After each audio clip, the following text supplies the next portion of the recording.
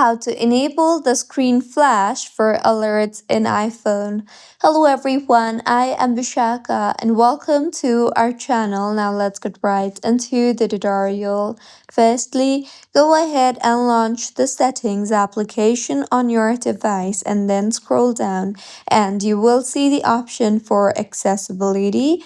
Tap on the accessibility option and now under the hearing tab you will see the option for audio and visual. So tap on the audio and visual option you see there and scroll down again, and under the visual tab you will see the option for flash for alerts. So tap on it and then go ahead and toggle on the toggle button for flash for alerts, and now you can simply choose if you want LED flash or if you want the screen to flash, or if you want both the LED flash or the screen to flash together.